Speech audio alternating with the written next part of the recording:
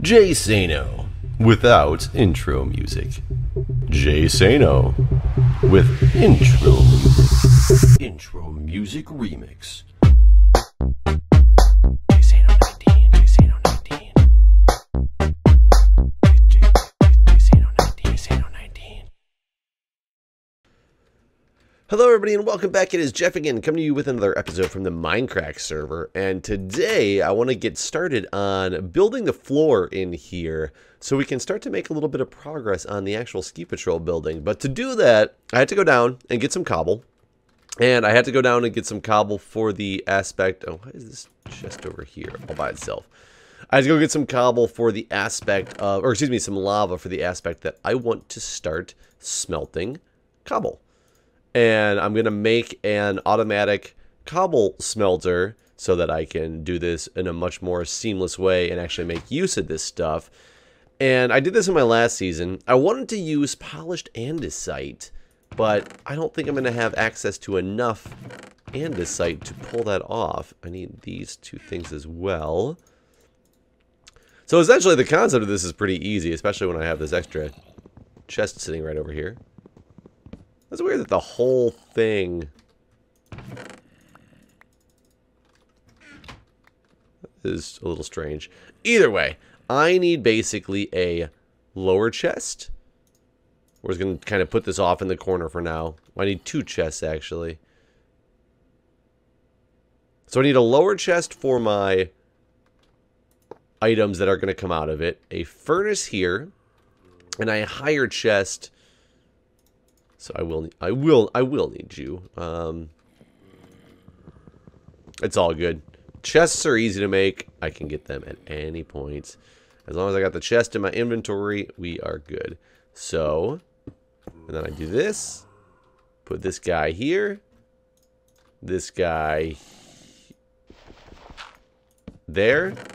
We're going to fill this thing with the cobble.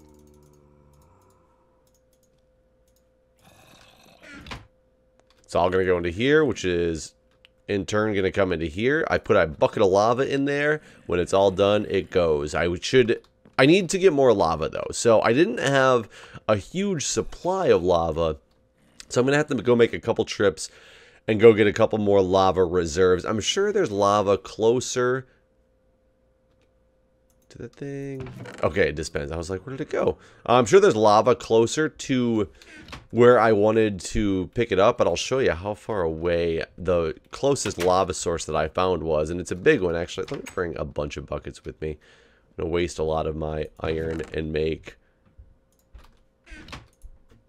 let's see, 1 2 3 4 5 6 7 8 9. Let's make 10 buckets. I mean, that's a good 30 iron right there, but it'll be worth it in the long run in order to have a bigger supply of lava. So, what's been going on lately? Have you ever had anything lost in the mail before?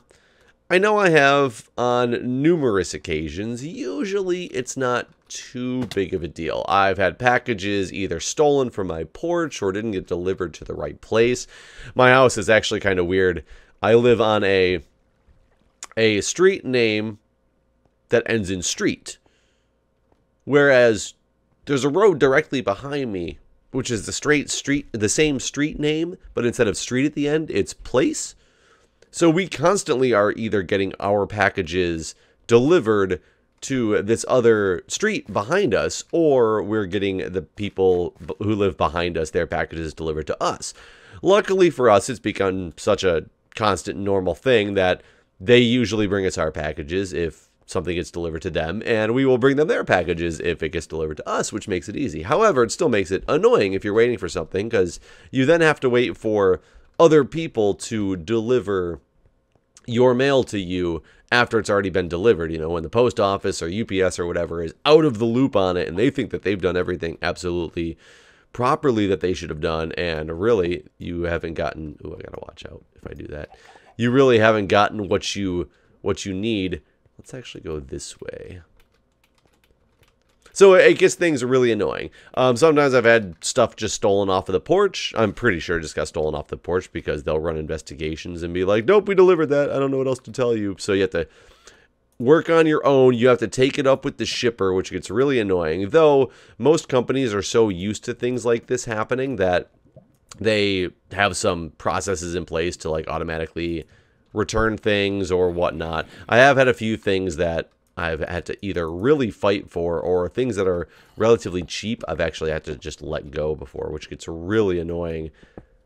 Now, one more bucket. Come on, man. One more bucket to fill up. However, I recently have run into an issue that kind of had concerned me a little bit more than most of these other incidents have in the past. So before I was a nurse, this is going to be really dangerous. Is it just like one? There we go. Got it. Close. There we go. Perfect. Nobody's the wiser. I worked at Ford Motor Company for a few years in informatics, or excuse me, not in informatics, in information technology, before I left to become a nurse. Now, while I was there, I was very diligent on ensuring that I paid into my retirement fund. I figured at the time, I was like 24 years old. I was single. I didn't have a family. I didn't have any expenses. And for the first time, like just out of college, I'm all of a sudden making a ridiculous amount of money on a master's in IT salary, which is pretty much an engineer's salary because that was my undergraduate, was an engineering degree. And I was like, I don't know what I'm going to do with all this money. I mean, hell, my apartment, I rented an apartment with somebody. We had a 2-bedroom, 2-bathroom apartment that each of our rents were like $425 or something like that a month. So my income well exceeded my outflow of money. So at that moment, it was like money was not an object to me in any way, shape, or form, just because unless I really just wanted to go out and buy like a bunch of boats and, you know, yachts and maybe a couple extra buildings or something just to own them. I don't even know. It was way more money than I ever really knew what to do with at that time, because I had come from living the life of McDonald's in college to, you know, having this huge salary. And my living expenses really didn't change much because I still, you know, paid rent and things like that when I was, you know, working at McDonald's. And also it was just literally money increase. Outflow did not change. So that being the case, I started investing very heavily in my retirement fund. So I was putting 20% in, figuring, you know, I don't need the money now. If I get used to only having, you know, 80% of my salary coming my way, I can just do this for a very long time in my life and have a nice little nest egg for when I retire. Now, that's great. However, when you leave a company and go elsewhere, you don't lose your retirement or anything. You do lose any your matches or stuff like that happens. So I can put another one in there to get it prepared. I can just throw... You know, I think if I make another hopper, actually, I can have these things, they'll cycle. They'll just constantly cycle through. I think that is the case. Here, I'm going to take this out. Okay, it won't do it from the top. I know it will do it from the side, so I would have to actually... You know what? Let's completely automate this, baby. Ugh. 5 of those. I need to get my floors going again so I can actually start reaching my supplies. Okay, well, let's take a couple of these guys. Yep, chest. Another hopper. And if I put this connected into the side of this furnace, this should allow for my... And I don't think I need... This is going to last so long, I don't think I need another chest on top of that. But if I take this out, yep, there we go. It flows right into this thing. And 5 buckets of lava is going to get me pretty far. So let me just put these up here at the top. Let me make sure it's still pulling from here. It is, okay, it's still pulling from there. So, now down in this chest, I am getting just my smooth stone, which is great because this is going to be my base building material for this thing. But anyways, so I'm putting in, when you leave a company, you don't lose the, Do I really want this, actually? This is what I did in my last season. I really did want that andesite. I do like the looks of this stuff, though. We're gonna go for it. We're gonna go for it.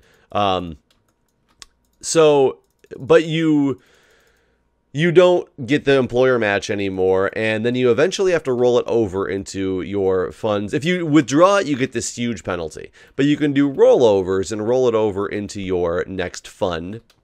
And I do want to match this up with this level of the floor, actually. I know a lot of you are going to be like, no, monsters are going to spawn there. I know they're going to spawn there. I want to be able to put things like torches and stuff on here too, though. So this is going to be fine with me to be able to do this. So, of course, I went to nursing school. I didn't have a job. I wasn't going to withdraw those funds and take a penalty on them, so I just let them sit there. And they still worked and accrued some interest and things like that from their own, funds, even though the market at the time was so bad that I actually lost a lot of money in that. It was kind of a bad time to invest in my retirement fund because I did lose a lot of money from it. But you know what? It's long-term investments. You got to think of retirement stuff as long-term investments. You don't go in to make a buck right now. You go in knowing that it's going to fluctuate. It's going to wax and it's going to wane, and you just got to kind of wait it out and hope that it wanes, waxes. Wait, which one's the good one? You hope that it goes up more than it goes down, essentially, when all is said and done. Now, I've also had a retirement fund since I've been here at my new job. Once I graduated, once I started working, I get another 403B at the facility that I'm at now, as opposed to a 401k. 403B is essentially the the nonprofit version of a 401k. My hospital is technically a nonprofit hospital, so you can't get a 401k. It's a 403B. They're identical with different names on them. So they're treated the exact same, but that's what it is. So I have a 403B, and I'm investing in it, not as heavily as I was. Its cost of living here is a lot higher. So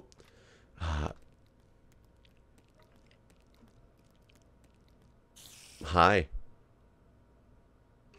And here we are again. Here we are again.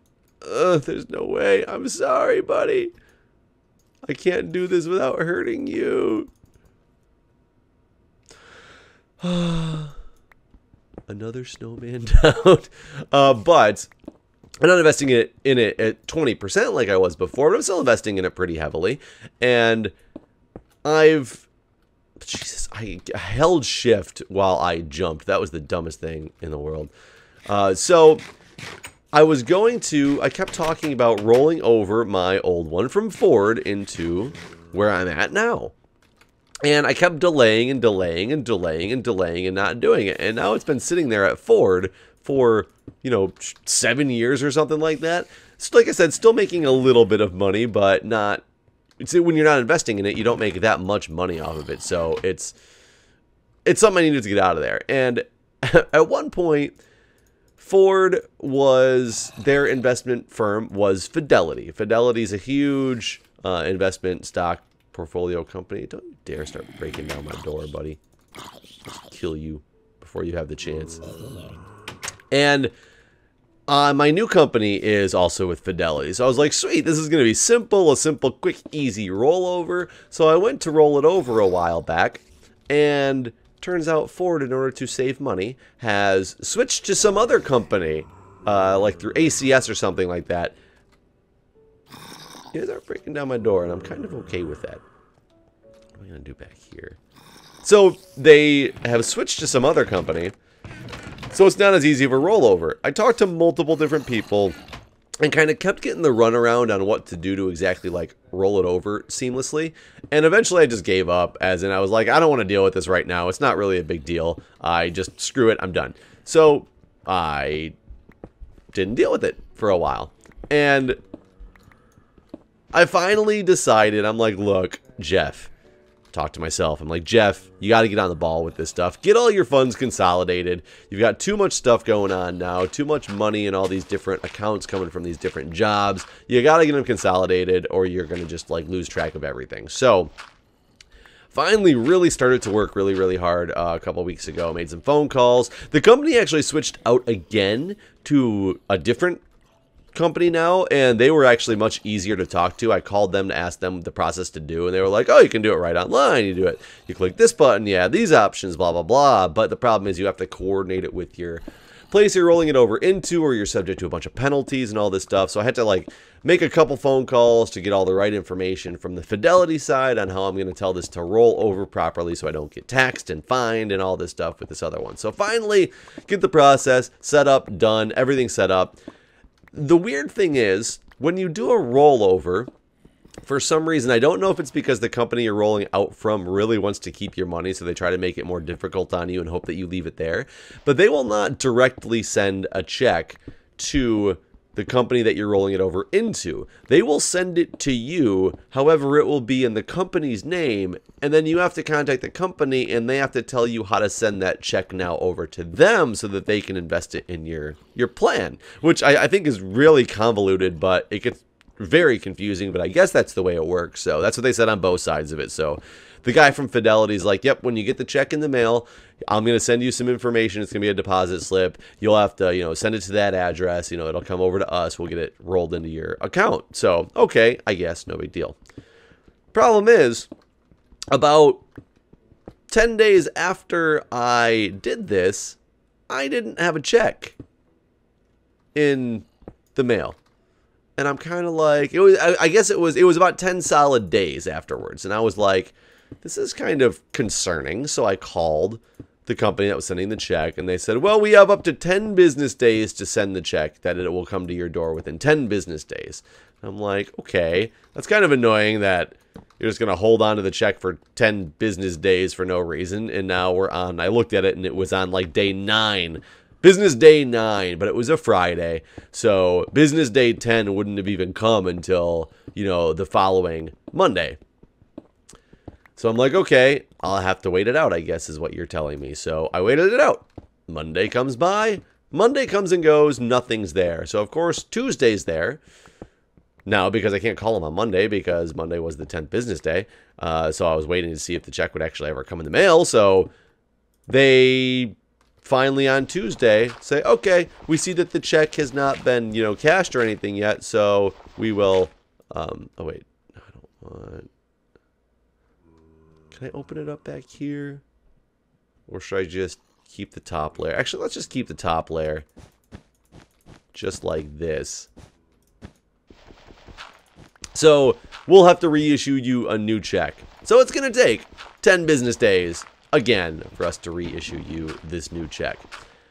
So let me tell you, it was 20 business days because I just got the check yesterday. That's the only reason I'm even talking about this, because I was a little scared before. I just got the check in the mail yesterday. It is sitting right next to me, and unfortunately I still have to, send it out to the other company in order to make sure it actually gets into my account. So right now it's just a check that's sitting here and useless to me on my desk. That's not even addressed to me. I can't do anything with it. But I will tell you, when you have a $30,000 check that is lost in the mail, and yeah, my retirement fund from Ford, and in only 2 years as well, so I was pretty proud of myself. Only 2 years, and I invested in my retirement fund, which was for the future. When I'm old, I put enough in that I already had $30,000 in my retirement fund, and I'm trying to roll that into my new one. When you have a $30,000 check that is lost in the mail, and now I look at the website from the old company, and of course it shows a balance of $0 because they cashed it out. At least before, even though it wasn't rolled into one account, I could see it and it existed, and I knew it was there, so I wasn't that concerned with it ever, even though it wasn't maybe doing it as well as it could have been doing because of the fact that it was, not making as much interest because it didn't have as much, funds with it. But at least I knew it was there. It existed. It's like looking at your bank account with $20 in it and knowing you still at least have $20, unless you're Louis C.K. And then you realize if you have $5 in the bank that you can't get the shit out. But that's a whole different story.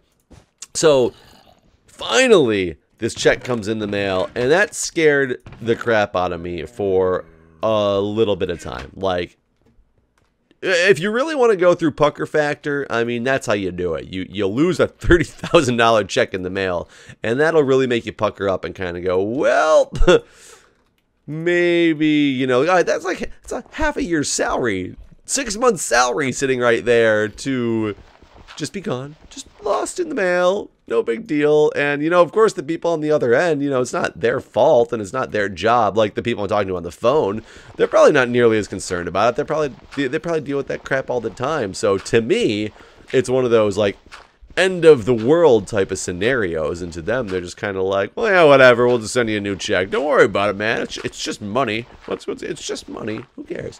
You know. And to me, it was not just money. But either way,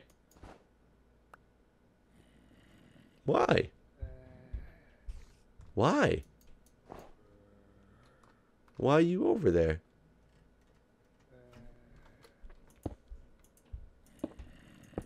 But luckily, the money is currently safe.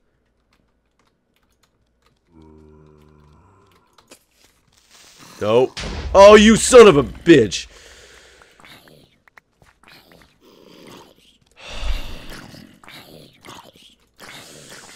The rage. God, that was such a good part of my mountain, too.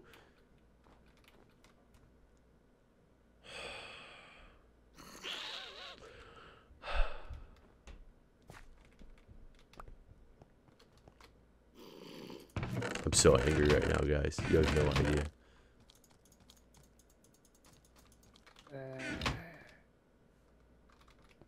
You have no idea. Oh, can I not open this door? I can hit him through the door? Dude, you can hit little zombies through the door.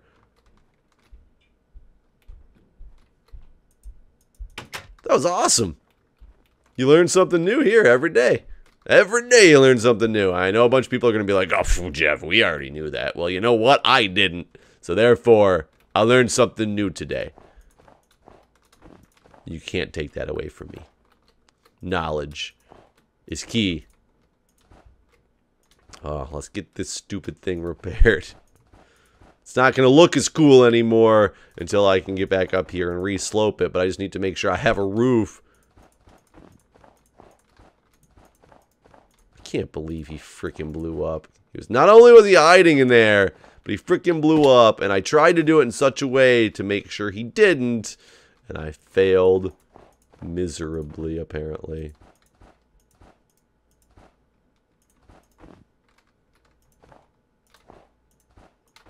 There. Is that sealed in? Okay, we're sealed back off. I just got some work to do on making that thing better. Yeah, there we go. So, either way, that's my story for today. Stories about investments and losing money and the fact that you can kill baby zombies through a closed door, apparently. So, hope everybody uses that in the future. Actually, you know what? You could probably use that for some crazy like mob traps of some type. Not really sure which ones, but something. You know, I'm sure it's there. Anyways, guys, thanks for watching. I appreciate it, and I will see you guys all next time.